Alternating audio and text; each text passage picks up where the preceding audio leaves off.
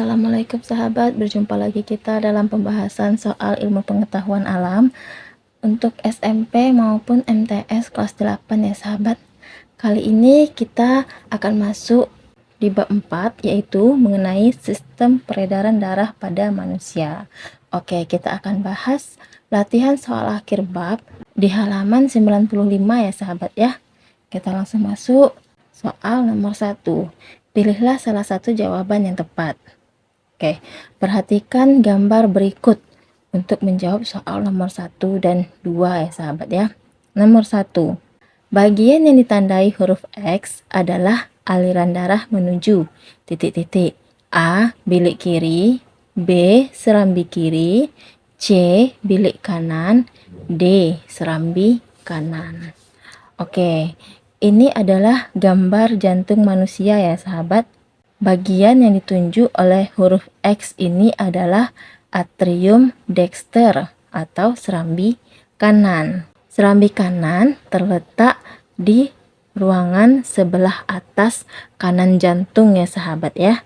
Nah, dari serambi kanan ini bermuara pembuluh nadi besar atau vena cava yang membawa darah kaya karbon dioksida atau CO2 dari seluruh tubuh. Maka untuk nomor 1 ini sudah jelas ya sahabat ya, jawabannya itu adalah yang D, serambi kanan.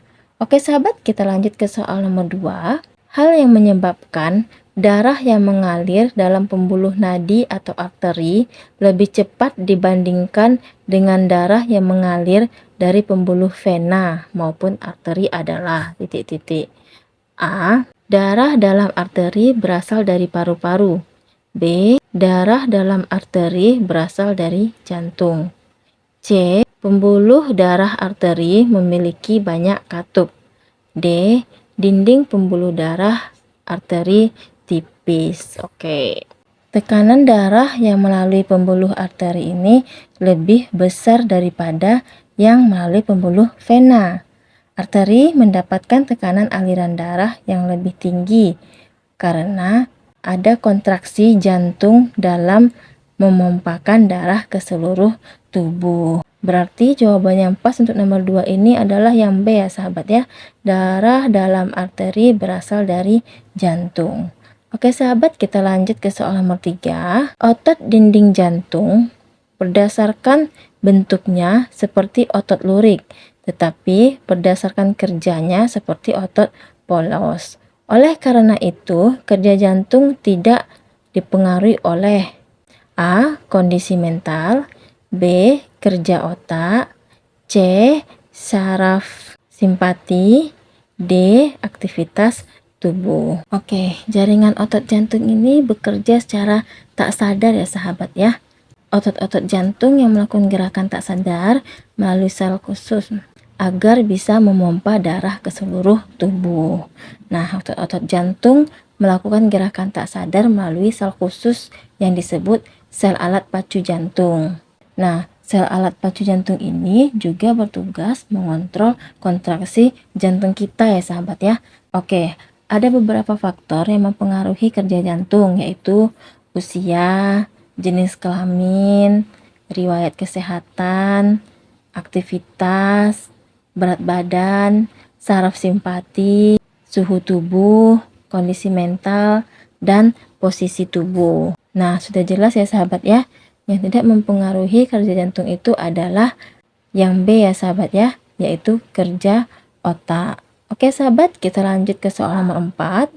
Pembuluh darah yang dindingnya tipis sangat kecil sehingga berhubungan langsung dengan sel-sel tubuh adalah A.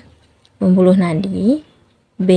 Pembuluh vena, C. Pembuluh kapiler, dan D. Pembuluh arteri. Oke, yang ditanya pembuluh darah yang dindingnya tipis, sangat kecil sehingga berhubungan langsung dengan sel-sel tubuh. Oke, kita lihat satu-satu yang A. Ini ada pembuluh nadi. Pembuluh nadi ini atau arteri ya sahabat ya. Pembuluh nadi memiliki katup satu pada pangkalnya, yaitu dekat jantung. Pembuluh ini memiliki lapisan elastis yang tebal sehingga mampu menerima tekanan darah yang berasal dari denyut jantung. Nah, berarti yang A ini tidak sesuai sahabat ya. Kemudian kita lihat yang B. pembuluh vena. Pembuluh vena ini disebut juga dengan pembuluh balik ya sahabat ya. Pembuluh balik ini mempunyai lapisan elastis yang lebih tipis daripada pembuluh nadi, sehingga tidak sekuat dan seluntur pembuluh nadi. Pembuluh ini memiliki katup di sepanjang pembuluh yang berguna untuk menahan aliran balik darah. Berarti yang B ini juga tidak sesuai ya sahabat ya. Kemudian kita lihat yang C. Yang C pembuluh kapiler. Pembuluh kapiler atau disebut juga dengan pembuluh rambut ya sahabat ya. Pembuluh kapiler ini berdiameter sangat kecil, yaitu sebesar sel eritrosit yang berukuran 7,5 mikron. Panjang kapiler pada manusia itu sekitar 90.000 km atau seluas kurang lebih 1000 meter persegi. Pembuluh kapiler inilah yang berhubungan langsung dengan sel-sel tubuh sehingga darah sampai ke sel-sel tubuh. Di dalam sel-sel tubuh, darah mengangkut O2 dari paru-paru dan zat makanan dari saluran pernapasan melalui jaringan tubuh. Maka sudah jelas ya sahabat ya. Untuk nomor 4 ini jawaban sesuai itu adalah yang C ya sahabat ya, pembuluh kapiler. Oke sahabat, kita lanjut ke soal nomor 5. Peredaran darah mengalir dari bilik kanan jantung menuju ke paru-paru. Kemudian ke serambi kiri jantung disebut peredaran darah.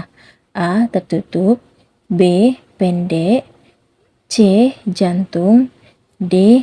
Panjang. Oke, di sini peredaran darahnya dari bilik kanan ke paru-paru, kemudian ke serambi kiri. Oke, sistem peredaran darah yang dimulai ketika darah dari bilik kanan jantung yang miskin oksigen dipompa oleh arteri pulmonalis menuju paru-paru dan kembali ke serambi kiri jantung disebut sebagai peredaran darah kecil ya sahabat ya, atau peredaran darah pendek, atau bisa juga disebut dengan peredaran darah pulmonal. Maka untuk nomor 5 jawaban yang sesuai itu adalah yang B ya sahabat ya, peredaran darah pendek. Oke sahabat, cukup sekian dulu pada part kali ini. Kita lanjutkan pada part selanjutnya. Terima kasih sahabat. Sampai jumpa kembali. Wassalamualaikum warahmatullahi wabarakatuh.